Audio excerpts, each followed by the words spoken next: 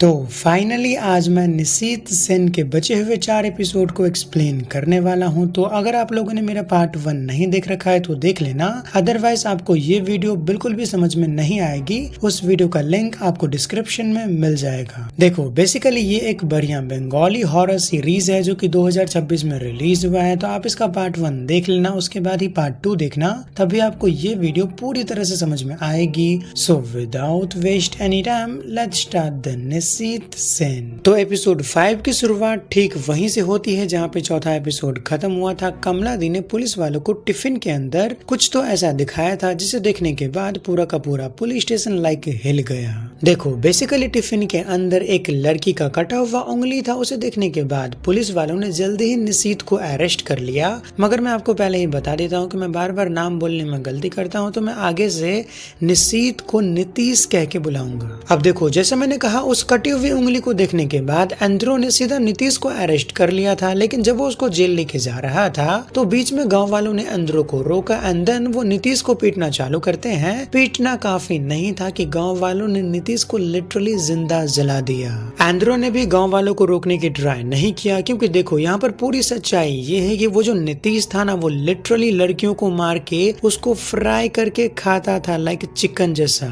सो या that's a reason कि police वालों ने नीतीश को नहीं बचाया, गांव वालों के हवाले कर दिया एंड देन गांव वालों ने अपनी बेटी का बदला ले लिया, ठीक उसको जिंदा जला के। नाउ अभी के टाइम पे कहानी प्रेजेंट में आती है, लेकिन सबसे पहले मैं आपको ये सारी बातें क्लियर कर देता हूँ कि अभी के टाइम पे एंड्रो को ऐसा क्यों लगता है कि बृष्टि के साथ जो कुछ भी हो रहा है ना, उसका रिलेटेड कहीं ना कहीं नीतीश के साथ है। देखो बात यहाँ पर यह है कि बृष्टि ने अपने नोटबुक के अंदर हिल्स वाले इलाके का ड्रॉइंग बना रखा था जहाँ पे नीतीश का घर आता है। और याद रहे कि हिल्स वाले इलाके से ही पहले भी 2-4 लड़कियां गायब हो चुकी है, जिसे नीतीश ने ही गायब किया था, बेसिकली उनको खत्म करके खा लिया। मगर एंड्रो के मन में एक बड़ा सा डाउट ये था कि आज से पहले या फिर आज के दिन में भी कभी भी बृष्टि हिल्स वाले इलाके में नहीं गई, तो उसने उस जगह को बिना देखे वहां की ड्राइंग अपने नोटबुक में कैसे बना ली। इसलिए वो बृष्टि के साथ जो कुछ भी हो रहा था और नीतीश ने जो कांड किया था पास्ट के अंदर, इन सब चीजों को जोड़ने की ट्राई कर रहा था, क्योंकि एंड्रो को ऐसा लग रहा था कि बृष्टि के साथ जो कुछ भी हो रहा है उसमें नीतीश के केस के साथ कुछ तो मामला मिक्स है, यानी कि रिलेटेड है। देखो एंड्रो का डाउट और भी ज्यादा तब बढ़ जाता है जब वो बृष्टि के फोन में जामनी सेन वाला फ्रेंड रिक्वेस्ट देखती है, जिसकी टोटली 5 फ्रेंड थी। मगर अजीब बात यह था कि उसमें से 4 लड़कियां ऑलरेडी खत्म हो चुकी है, जिसे किसी और नहीं बल्कि नीतीश ने ही खत्म किया था, उन्हें लाइक लिटरली खा लिया था।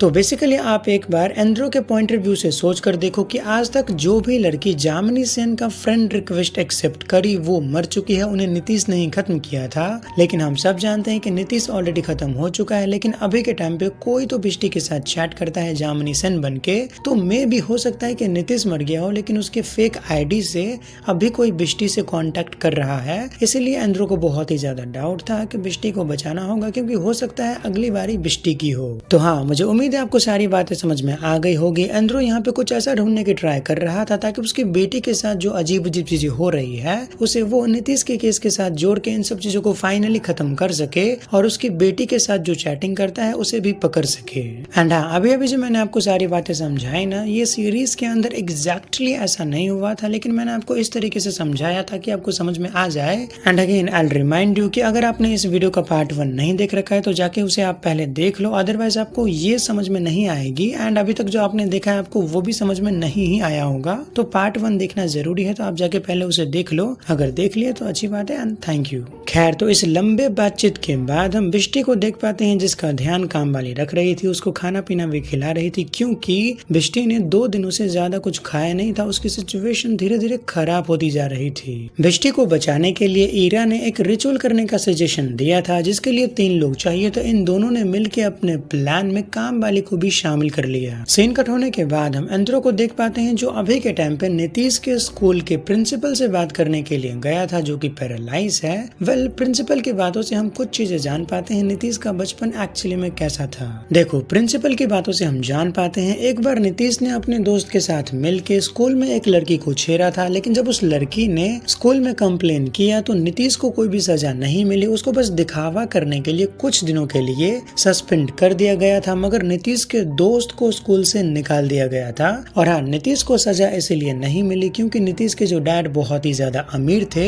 वही स्कूल के एक्चुअली में ट्रस्टी थे। तो हाँ, उस दिन के बाद से नीतीश ने जितनी भी स्कूल में गलतियां की, सब पे प्रिंसिपल ने पर्दा डाल दिया, किसी को कुछ मालूम नहीं पड़ने दिया। लेकिन उनको ये नहीं पता था कि नीतीश के गलतियों पे ऐसे पर्दा डालने का इनाम ऐसा होगा कि नीतीश बड़ा होने के बाद लिटरली लड़कियों को खत्म करने लग जाएगा। एंड हाँ, प्रिंसिपल को ये बात मालूम है कि नीतीश को गाँव वालों ने ही जिंदा जला के खत्म कर दिया था, मगर नीतीश का जो एक फ्रेंड था ना स्कूल में, जिसको स्कूल से निकाल दिया गया था, उन लोगों ने बाद में अपना घर भी कहीं पे शिफ्ट कर लिया। तो एग्जैक्टली मालूम नहीं कि नीतीश का वो दोस्त कहाँ पर है। वहीं उन तीनों लेडीज को देखा जाए तो अभी के टाइम पे उन्होंने भी रिचुअल करना चालू कर दिया था, जहाँ पे रिचुअल के दौरान यहाँ पे सच में नीतीश की आत्मा आ गई, जो कि इन तीनों के चेहरे को अचानक से ही दूर कर दिया। तभी अचानक से कामवाली का ध्यान कमला के घर पे जाता है, जहाँ पर वो नोटिस कर पाती है बिष्टी के कमरे में आग लग गई थी। और ये सीन और ये एपिसोड यहीं पे कट। एपिसोड 6 की शुरुआत होती है तो हम बिष्टी को देख पाते हैं, जो अभी के टाइम पे अपने कमरे में बंद थी। दरवाजा खुल नहीं रहा था, कमरे में पूरी तरह से आग लग गया था।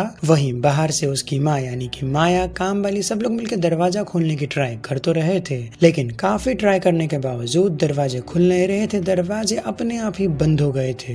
लेकिन तभी अचानक से दरवाजा खुला और अंदर से बाहर निकलता है सोमान, जिसने एक्चुअली में बिष्टी को बचा लिया था। और हम जान पाते हैं कि यहाँ पर एक्चुअली में सोमान बिष्टी को चोट पहुंचाने के लिए आया था, लेकिन जब उसने देखा कि बिष्टी के कमरे में आग लगी है तो ऐसे में वो विंडो तोड़ के अंदर गया एंड देन बिष्टी को बचा लिया। और हाँ, जाने से पहले सोमान बिष्टी को उसे उसका लॉकेट भी दे देता है, जो उसे तब मिला था जब वो लास्ट टाइम बिष्टी का पीछा कर रहा था और बिष्टी डर के मारे भाग गई थी और उसका लॉकेट वहीं पे गिर गया था, जिसे सोमान ने ही उठा लिया था। तभी यहाँ पर इंद्रो आता है, जिसे देखने के बाद सोमान यहाँ से भागा, मगर इंद्रो ने उसके ऊपर गोली चलाई, मगर लकीली वो गोली उसके बॉडी में नहीं बल्कि उसके हाथ में लगी, मगर फिर भी सोमान यहाँ से भाग तो गया। खैर, तो ये सब कुछ हो जाने के बाद रात में काम वाले को साफ सफाई करते टाइम एक जला हुआ वॉच मिला था, जो किसी और का नहीं बल्कि नीतीश का था। उस वॉच को देखने के बाद इंद्रो एक बात को लेकर थोड़ा परेशान था, अगर ये वॉच वाकई में नीतीश का है तो ये वॉच यहाँ पे क्या कर रहा है, क्योंकि अगर ये वॉच वाकई में नीतीश का है तो जाहिर सी बात है कि ये एक पुलिस एविडेंस हुआ, फिर ये हमारे घर में कैसे है। वहीं माया का कहना थोड़ा सा अलग था। माया को ऐसा लग रहा था कि जब बिष्टी एस्ट्रल ट्रैवल करके स्पिरिट वर्ल्ड में गई तो वो किसी तरह से उस वॉच को इन रियलिटी में लेके आ गई, पता नहीं कैसे पर वो आ गई। मगर जाहिर सी बात है इंद्रो एक पुलिस वाला है, उसको यहाँ पर ऐसा लग रहा था कि यहाँ पर कुछ भी सुपर नेचुरल नहीं है, बल्कि ये सब कुछ किसी जिंदा इंसान का किया हुआ एक प्लानिंग है। इसी प्लानिंग का पर्दाफाश करने के लिए अभी के टाइम पे इंद्रो कोलकाता जा रहा था किसी इंसान से मिलने के लिए, जिसका नंबर उसको स्कूल के प्रिंसिपल ने दिया था।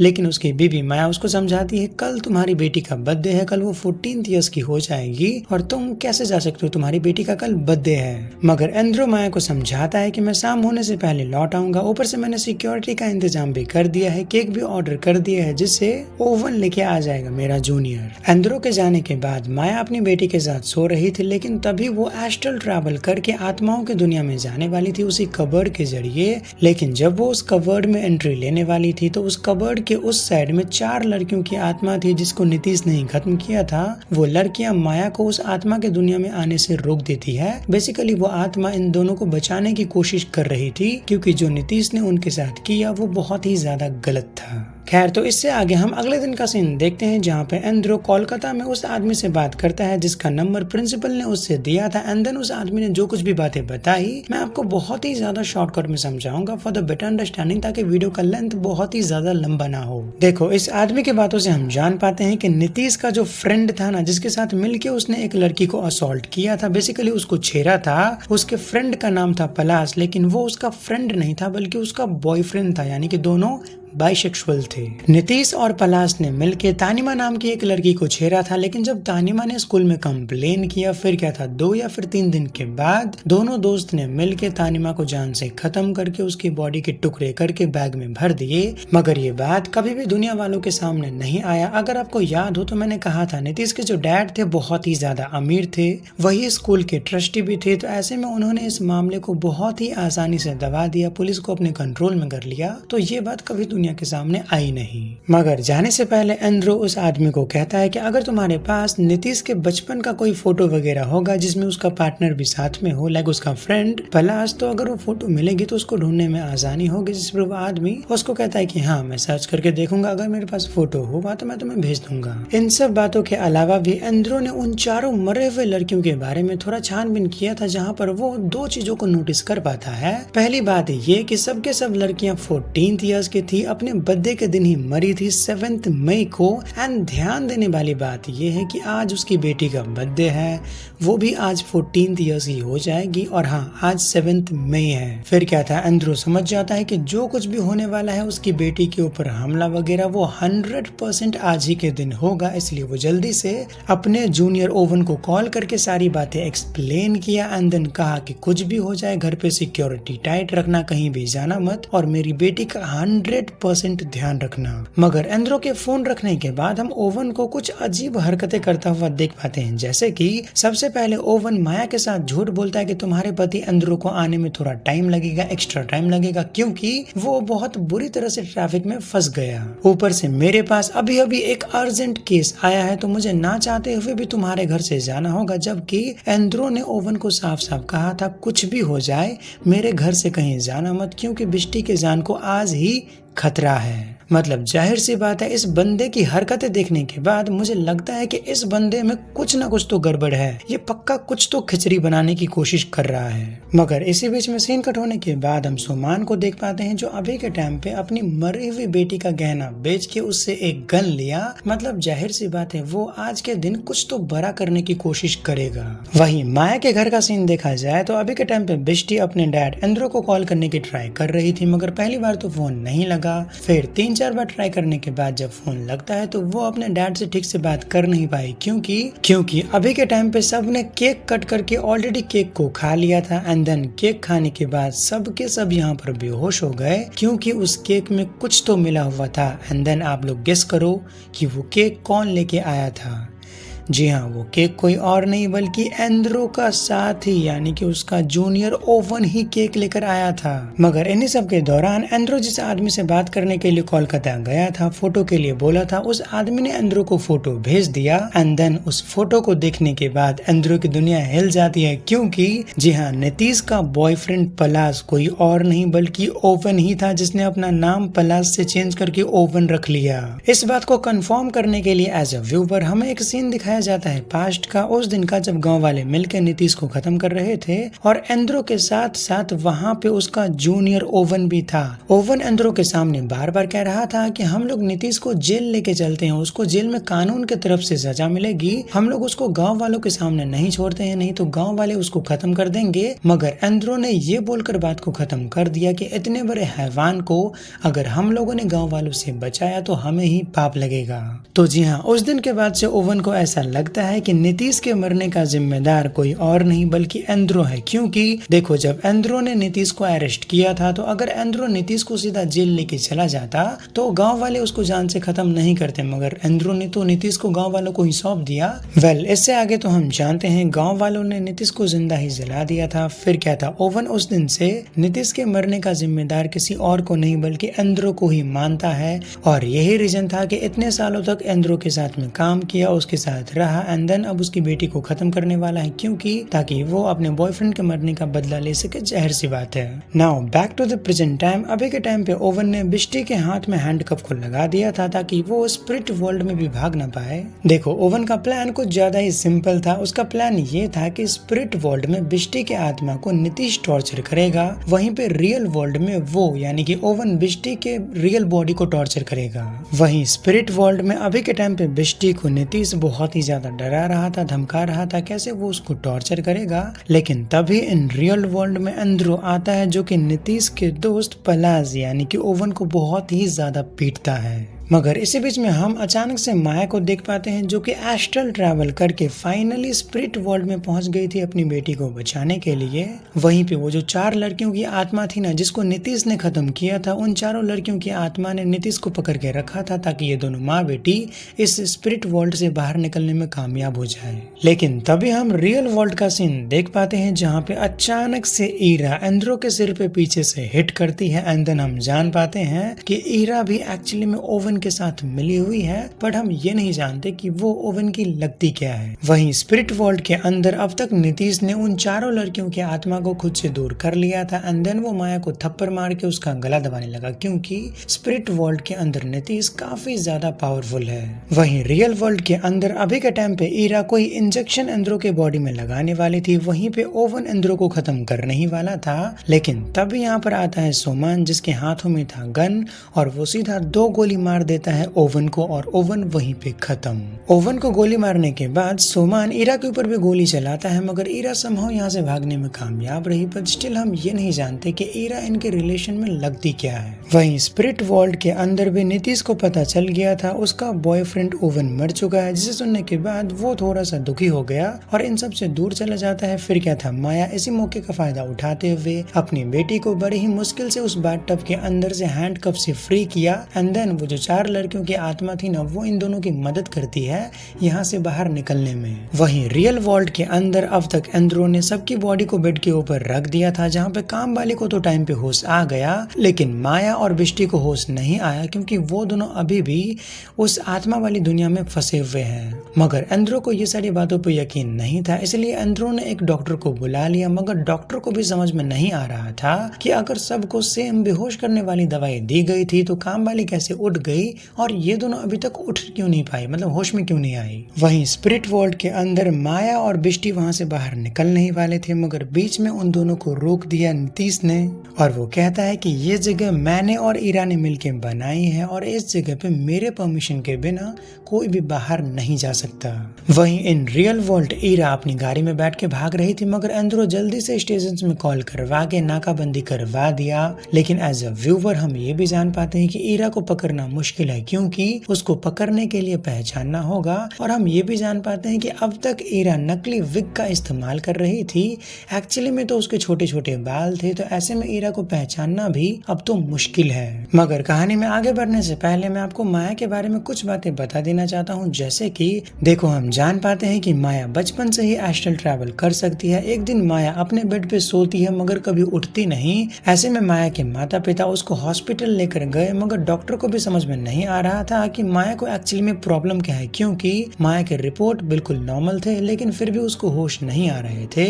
वहीं स्पिरिट वर्ल्ड के अंदर माया को समझ में नहीं आ रहा था कि वो क्या करे, तब उसे स्पिरिट वर्ल्ड के अंदर उसके गुरुदेव मिले। होता है ना खानदानी गुरुदेव जो हमेशा से हमारे लिए पूजा वगैरह करते हैं, वैसे गुरुदेव स्पिरिट वर्ल्ड के अंदर माया को बाहर निकालने के लिए आए थे। वहीं इन रियल लाइफ में गुरुदेव को माया की माँ ने बुलाया था। बेसिकली उनको ऐसा लग रहा था माया को झाड़ फूक की जरूरत है। स्पिरिट वर्ल्ड से बाहर आने के बाद माया ने गुरुदेव को कहा था कि मुझे वापस से स्पिरिट वर्ल्ड में नहीं जाना, लेकिन मैं जब भी सोती हूँ तो अपने आप ही स्पिरिट वर्ल्ड में चली जाती हूँ। इसलिए गुरुदेव ने माया को एक सोल्यूशन भी दिया था। बेसिकली गुरुजी ने माया को एक दुर्गा माँ का लॉकेट देते हुए कहा था, जब भी तुम इसे पहन के रखोगी तुम अपने आप स्पिरिट वर्ल्ड में नहीं जाओगी। उस दिन के बाद से माया कभी भी स्पिरिट वर्ल्ड में नहीं गई। और हाँ, बिष्टी को ये पावर अपनी माँ माया से ही मिला है कि वो भी एस्ट्रल ट्रैवल कर सकती है सपने के थ्रू। Now back to the present time. अभी के टाइम पे काम वाली को समझ में आ गया था अगर उन दोनों को आत्माओं के दुनिया से बाहर निकालना है तो माताजी का लॉकेट ढूंढना होगा, जो कि देखो सोमान ने वापस कर तो दिया था लेकिन वो हाथापाई के दौरान कहीं तो खो गया था, जिसे काम वाली ढूंढना चालू करती है क्योंकि उसके बिना हो सकता है वो दोनों कभी वापस ही ना आ पाए। वहीं स्पिरिट वर्ल्ड के अंदर अभी के टाइम पे नीतीश सबको धमकी दे रहा था कि कोई भी यहाँ से बाहर नहीं जाएगा, लाइफ टाइम तक यहीं पे सड़ेंगे। वहीं पे माया को कुछ भी समझ में नहीं आ रहा था कि वो अपनी बेटी को यहाँ से कैसे बाहर निकाल कर ले जाए, लेकिन तभी हम इन रियलिटी सीन देख पाते हैं जहाँ पर फाइनली काम वाली को वो लॉकेट मिल गया और वो बिष्टी को पहना देती है। फिर क्या था, जैसे रियल वर्ल्ड के अंदर काम वाली ने बिष्टी के गले में लॉकेट दिया तो स्पिरिट वर्ल्ड के अंदर भी आ गया था। फिर क्या था, बिष्टी के गले से लॉकेट को बाहर निकाला माया ने एंड देन वो अपने हाथ में आगे रखते हुए सबके सब आगे बढ़ने लग गए, एक्सेप्ट वो 4 लड़कियों की आत्मा भी साथ में। लॉकेट के पावर से नीतीश फाइनली कमजोर पड़ रहा था, उसकी ये दुनिया भी खत्म खत्म हो रही थी और सब लोग धीरे धीरे करके आगे बढ़ के यहाँ से बाहर निकलने ही वाले थे, लेकिन तभी पीछे से आता है नीतीश, जो कि अब भी यहीं पर था और उसने पकड़ लिया बिष्टी को। मगर बिष्टी को बचाने के लिए उन 4 लड़कियों की आत्मा में से एक ने अपना बलिदान दिया। उसने नीतीश को वहीं पे पकड़ के रखा और सब लोग बारी बारी से उस अलमारी के जरिए बाहर निकल गए। इन रियल लाइफ में सबको होश आ गई। साथ ही साथ उन 3 लड़कियों की आत्मा को भी मुक्ति मिल गया। मगर जिस लड़की की आत्मा ने बिष्टी को बचाने के लिए अपना बलिदान दिया, मे बी वो वहीं पे फंस के रह गई, या फिर हम कह सकते हैं अगर वो दुनिया बर्बाद हो गई माताजी के लॉकेट के पावर की वजह से, तो उसको भी मुक्ति मिल ही गई होगी। खैर, तो अब हम सीरीज के एंडिंग में आ चुके हैं, जहाँ पर फाइनली एंड्रो ने सोमान को अरेस्ट नहीं किया, क्योंकि देखा जाए तो सोमान ने ही उसकी जान बचाई थी। अगर वो सही टाइम पे आके ओवन को गोली नहीं मारता तो आज एंड्रो मर गया होता ओवन के हाथों। इसी वजह से एंड्रो ने सोमान को अरेस्ट नहीं किया, उसको जाने दिया, क्योंकि सोमान की भी एक वाइफ है उसके पास। ऊपर से कामवाली ने भी इनकी काफी ज्यादा मदद किया था। सच कहूं तो मुझे स्टार्टिंग से ही डाउट था पक्का कामवाली ही कुछ गड़बड़ करेगी, बट आई एम गलत। कामवाली ने कुछ नहीं किया, बल्कि उन्होंने तो काफी ज्यादा इन सब की हेल्प किया।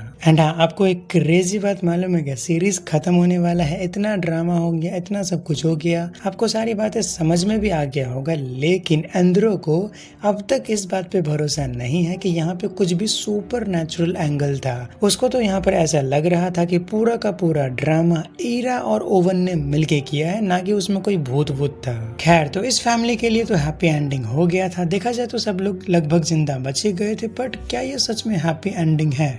क्या ऐसा हो सकता है? चलिए देखते हैं। खैर, तो अब हम आ चुके हैं सीरीज के एंडिंग सीन में, जहाँ पे हम जान पाते हैं कि ईरा कोई और नहीं बल्कि नीतीश की बड़ी बहन है, और ये दोनों भाई बहन थोड़ा थोड़ा साइको है। इन दोनों भाई बहन के साइको बनने का रीजन ये है कि बचपन में इनके डैड इन दोनों को बहुत ही ज्यादा मारा पीटा करते थे। एक दिन इनके डैड ने गुस्से में आके अपनी वाइफ को जान से ही खत्म कर दिया, एंड देन जब उन्हें थोड़ा सा गिल्ट फील हुआ तो ऐसे में उन्होंने खुद को भी खत्म कर लिया अपने दोनों बच्चों के सामने। एंड देन इससे आगे आप खुद भी दिमाग लगा सकते हो, 2 बच्चों के सामने माता पिता ऐसा कुछ कर ले तो दिमाग पे क्या ही असर होगा। ओके, अब मैं आपको थोड़ा सा पास्ट में लेके जाने वाला हूँ, ताकि आपको समझ में आएगा इन बच्चों ने किलिंग्स करना कब चालू किया और इनका एक पैटर्न कैसे बन गया कि ये लोग 7 मई में पैदा हुए वाले लड़कियों को ही खत्म करेंगे। इसके पीछे कोई बड़ा सा रीजन नहीं है, पर मैं आपको फिर भी समझा देता हूँ। देखो, ये सब स्टार्ट तब से हुआ जब नीतीश के डैड ने अपनी वाइफ को खत्म किया, एंड देन खुद को भी खत्म कर लिया था नीतीश और उसकी बड़ी बहन ईरा के सामने। तब से इन दोनों के माइंड थोड़ा सा अपसेट हो गया। लाइक समझ सकते हो ना, एक बच्चे के सामने ऐसा कुछ हो जाए तो उनका माइंड सेट कैसा हो जाता है। फिर क्या था, थोड़ा बड़ा होने के बाद जब ये लोग स्कूल में गए तो नीतीश एक लड़का से मिला जिसका नाम था पलाश। तो पलाश और नीतीश आपस में बॉयफ्रेंड बॉयफ्रेंड बन गए। मगर एक दिन एक लड़की ने इन दोनों का मजाक उड़ाया जिसका नाम था तानिमा। मगर बदला लेने के लिए इन दोनों लड़का ने भी तानिमा को हैरेस किया, मगर तानिमा ने कर दिया प्रिंसिपल से कंप्लेन। फिर क्या था, गुस्से में आके इन दोनों लड़का ने तानिमा को खत्म करके उसकी बॉडी के टुकड़े करके उसको बोरी में डाल के कहीं झाड़ियों में फेंक दिया था। मगर ये बात प्रिंसिपल को मालूम पड़ गई, मगर प्रिंसिपल ने इन सब मामला को बाहर नहीं आने दिया, अपने ही में दफना के रख दिया, क्योंकि अगर ये बात सामने आ जाती तो देखो नीतीश को हो जाता जेल और इस स्कूल को फंड का पैसा मिलना बंद हो जाता। इसीलिए स्कूल वालों ने पूरा मामला ही दफना दिया प्रिंसिपल ने। मगर फिर भी प्रिंसिपल को कुछ तो करना ही पड़ेगा, इसलिए प्रिंसिपल ने नीतीश को तो कुछ भी नहीं किया, उसको बस कुछ दिनों के लिए सस्पेंड किया था सबको दिखाने के लिए, बस ऐसे ही। लेकिन प्रिंसिपल ने नीतीश के बॉयफ्रेंड ओवन को स्कूल से ही निकाल दिया था, लेकिन तब भी ये दोनों रिलेशनशिप में तो थे। मगर धीरे धीरे टाइम बीता, काफी ज्यादा वक्त बीतने के बाद फाइनली एक दिन ओवन अपनी फैमिली के साथ कहीं और शिफ्ट हो गया, लाइक शहर छोड़ के कहीं और चला गया। तो नीतीश भी काफी बड़ा हो गया, उसने अपने डैड के बिजनेस को भी पिक कर लिया, फिर काफी अमीर भी हो गया। अगर आपको याद हो तो मैंने सीरीज में कई बार मेंशन किया है कि वो बंदा काफी अमीर था, उसका बाप भी और वो भी। नीतीश के डैड का काम कुछ और नहीं बल्कि कंस्ट्रक्शन वर्क का था। वहाँ पर कई सारे लोग काम करने के लिए आते थे, लेबरिंग मजदूरी करने के लिए आते थे, जिनके साथ उनके बच्चे भी आते थे, लड़कियां भी आती थी। मगर जिस भी लड़की का जन्मदिन 7 मई को हुआ करता था, उस लड़की को नीतीश चुन के खत्म कर देता। एंड देन पहले तो नॉर्मली खत्म करता था, फिर धीरे धीरे खाना भी चालू कर दिया। कोई सर्टिफिक रीजन नहीं है कि वो लोग क्यों खाया करते थे, मुझे लगता है बस मजे के लिए खा लिया करते थे, बस ऐसे ही। फिर क्या था, ऐसा ही टाइम बीतता गया। काफी टाइम बीतने के बाद, अगर आपको ओवन याद है यानी नीतीश का बॉयफ्रेंड, तो उसने अपनी लाइफ में काफी तरक्की तरक्की कर ली थी, उसने पढ़ाई लिखाई किया, मेहनत किया एंड फाइनली पुलिस में ज्वाइन हो गया था। एंड गेस करो कि वो किसका जूनियर बना। जी हाँ, वो किसी और का नहीं बल्कि एंड्रो का जूनियर बन गया था। वेल, इससे आगे क्या हुआ ये तो हमने सीरीज के अंदर देखा ही है, लेकिन मैं आपको फिर भी शॉर्टकट में समझा देता हूँ ताकि आपको वापस से सब कुछ अच्छे से समझ में आ जाए। देखो, जब ओवन पुलिस वाला बन गया, उसने एंड्रो को ज्वाइन कर लिया था, उसका जूनियर बन के, वहीं पे नीतीश ने अगेन 2 लड़की को साथ में गायब कर दिया था और वो 2 लड़कियों का मिसिंग केस किसी और को नहीं बल्कि एंड्रो को मिला। एंड्रो छानबीन करने के लिए नीतीश के घर पे गया था, मगर नीतीश काफी ज्यादा स्मार्ट था, अपने बातों से एंड्रो को फंसा लिया। एंड्रो को पता नहीं चला कि नीतीश ने ही कांड किया था, लेकिन हम सब जानते हैं कि उसके घर में जो काम करने वाली कमला बाई थी ना, उसने टिफिन पुलिस स्टेशन में लाके पूरा का पूरा भंडा फोड़ दिया। इस तरह से फाइनली एंड्रो ने नीतीश को अरेस्ट कर लिया था, मगर बीच में गांव वालों ने एंड्रो को रोका एंड देन एंड्रो ने भी कुछ नहीं किया, नीतीश को हवाले कर दिया गांव वाले के। एंड इससे आगे तो हम जानते हैं गांव वालों ने उसको जिंदा ही जला के खत्म कर दिया था। मगर एंड्रो को मालूम नहीं था कि नीतीश का बॉयफ्रेंड कोई और नहीं बल्कि ओवन है, और ओवन एंड्रो से बदला लेने के लिए बाद में ईरा के साथ मिलके बिष्टी को मारने का प्लान बनाया, मतलब कि एंड्रो की बेटी बिष्टी को मारने का प्लान बनाया ताकि वो एंड्रो से बदला ले सके। और रही बात कि ये लोग 7 मई के दिन ही पैदा हुए लड़कियों को क्यों मारा करते थे, तो देखो इसके पीछे कोई कल्ट ग्रुप वाला साइन कुछ भी नहीं है, बस एक नॉर्मल चीज है। देखो, पहली बार जब इन लोगों ने कत्ल किया था तानिमा नाम की लड़की का, तो वो लड़की 7 मई को पैदा हुई थी, तो इनके मन में काइंड ऑफ एक फिलोसफी बन गई थी कि हम जब भी किसी को खत्म करेंगे तो ध्यान रखेंगे कि उस लड़की का बर्थडे 7 मई को हो। ये बस इनके मन का काइंड ऑफ एक बनाया हुआ कुछ था, लाइक पता नहीं जो भी था, लेकिन इतना इम्पोर्टेंट नहीं था। और रही बात कि ये लोग उन लड़कियों को लाइक तंदूरी के जैसे पका के खा क्यों लिया करते थे, तो मेरे ख्याल से ये भी बस इनके मन की कोई वहम थी, या फिर खुद को थोड़ा साइको फील करवाने के लिए ये लोग ऐसी हरकतें करते थे, क्योंकि पूरी सीरीज के दौरान कोई भी रिचुअल का तो था नहीं कि हमें खाना ही है या फिर नहीं खाना है, ऐसा कोई सीन था नहीं। ये लोग अपने मन से कुछ भी फालतूगिरी करते थे। तो बस ये थी कंप्लीट सीरीज की कहानी। मैंने आपको स्टार्टिंग से लेके एंडिंग तक की पूरी बात बता दी है। तो प्लीज अगर आपको वीडियो अच्छा लगा हो तो वीडियो को लाइक और चैनल को सब्सक्राइब भी कर लेना, क्योंकि मुझे नहीं लगता कि आपको इससे डिटेलिंग वाली वीडियो कोई भी और बना के देगा और आपको सब कुछ समझा के देगा, एक्सेप्ट कुछ लोगों के अलावा। तो हाँ, चैनल को सब्सक्राइब कर लेना ताकि आपको ऐसे वीडियो का नोटिफिकेशन टाइम टू टाइम मिलता रहे। Thank you so much for watching. And हाँ, मुझे लगता है इस सीरीज का सीजन 2 भी आएगा, क्योंकि एंड में हमने देखा कि ईरा नाम की वो लड़की अभी भी जिंदा है और उसने लास्ट में एक डायलॉग भी मारा था कि मैं वापस आऊंगी, तो मे बी इसका सीजन 2 बने, तो मैं उसे भी एक्सप्लेन कर दूंगा। उसका नोटिफिकेशन चाहिए तो सब्सक्राइब कर लो अभी से। हालांकि वो पता नहीं सीजन 2 कब रिलीज होगा, जब आएगा तो मैं लेके आ जाऊंगा, पर आप लोग सब्सक्राइब तो कर लेना, मुझे सपोर्ट करने के लिए ही सही कर लेना। तो ठीक है, चलता हूँ, फिर मिलेंगे किसी और दिन एक नए प्लस इससे भी ज्यादा बेहतरीन वीडियो के साथ में। तब तक के लिए